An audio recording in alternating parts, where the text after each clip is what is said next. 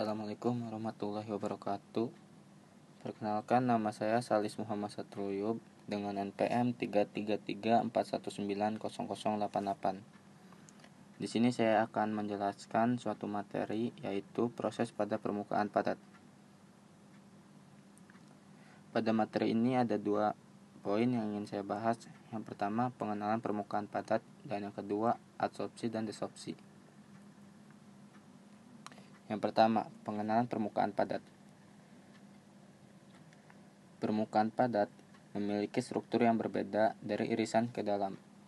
Hal ini dapat memiliki berbagai jenis ketidaksempurnaan yang ternyata memiliki efek mendalam pada bagian atom dan molekul yang berinteraksi dengannya. Dalam pengenalan permukaan padat, ada poin-poin yang akan saya jelaskan lagi. Yang pertama, pertumbuhan permukaan. Pertumbuhan permukaan adalah studi dinamis pertumbuhan suatu permukaan. Biasanya menggunakan persamaan diferensi suatu bidang. Dan ini adalah satuan atau dapat dirumuskan seperti ini. Lalu ada adsorpsi, kimia, dan fisik. Adsorpsi kimia yaitu adsorpsi di mana gaya yang terlibat adalah gaya valensi dari jenis yang sama dengan yang beroperasi dalam pembentukan senyawa kimia. Masalah untuk membedakan antara adsorpsi kimia dan adsorpsi fisik pada dasarnya sama dengan yang membedakan antara interaksi kimia dan fisik secara umum. Tidak ada perbedaan tajam yang dapat dibuat dan kasus antara ada, misalnya adsorpsi yang melibatkan ikatan hidrogen yang kuat atau transfer muatan yang lemah. Lalu adsorpsi fisik. Adsorpsi fisik adalah adsorpsi di mana gaya yang terlibat adalah gaya antar molekul yang sama dengan yang bertanggung jawab atas ketidaksempurnaan gaya nyata dan kondensasi uap, dan yang tidak melibatkan perubahan signifikan dalam pola orbital elektronik dari spesies yang terlibat. Atau absorpsi fisik adalah absorpsi di mana gaya yang terlibat dalam gaya antar molekul. Istilah absorpsi van der Waals identik dengan absorpsi fisik, tetapi penggunaannya tidak disarankan.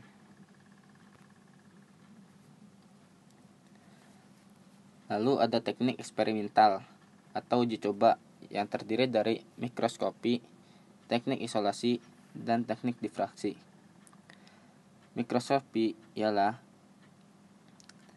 metode yang digunakan untuk memperbesar suatu objek. Lalu teknik ionisasi.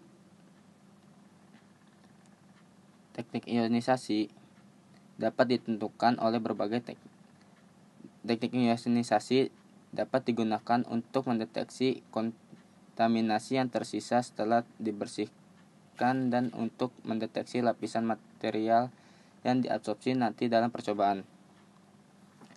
Lalu ada teknik difraksi. Teknik difraksi digunakan untuk menentukan susunan atom dekat dengan permukaan adalah difraksi elektron energi rendah. Lalu yang kedua adalah adsorpsi dan desorpsi.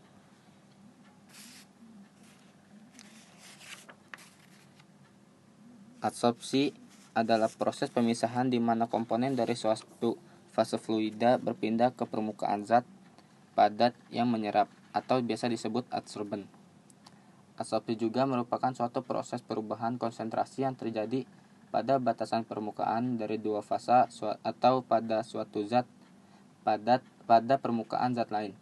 Kondisi ini melibatkan interaksi fisik, kimia, dan gaya elektrostatik antar adsorbat dengan absorben pada permukaan adsorben. Ada dua jenis absorpsi, yaitu absorpsi fisik dan absorpsi kimia, yang sudah saya jelaskan pada sebelumnya. Pada absorpsi fisik, molekul-molekul absorpsi pada permukaan dengan ikatan yang lemah atau keberadaan gaya fisis. Sementara absorpsi kimia, ikatan kimia digunakan sebagai hasil penggunaan elektron bersama-sama adsorben dan adsorbat. Lalu ada absorpsi isoterm. Absorpsi isoterm adalah hubungan yang menunjukkan distribusi adsorben antara fasa terabsorpsi pada permukaan absorben dengan fasa ruah saat kesetimbangan pada temperatur tertentu. Absorpsi isoterm juga menunjukkan jumlah zat terabsorpsi per gram adsorben yang dialirkan pada suhu tetap. Absorpsi isoterm dapat dirumuskan seperti rumus berikut.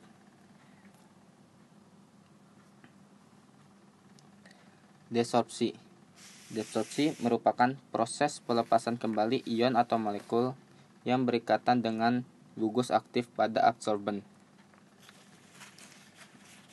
Lalu ada tingkat adsorpsi dan desorpsi. Untuk menentukan tingkat adsorpsi dan desorpsi adalah dengan memantau laju aliran gas yang masuk dan keluar dari sistem.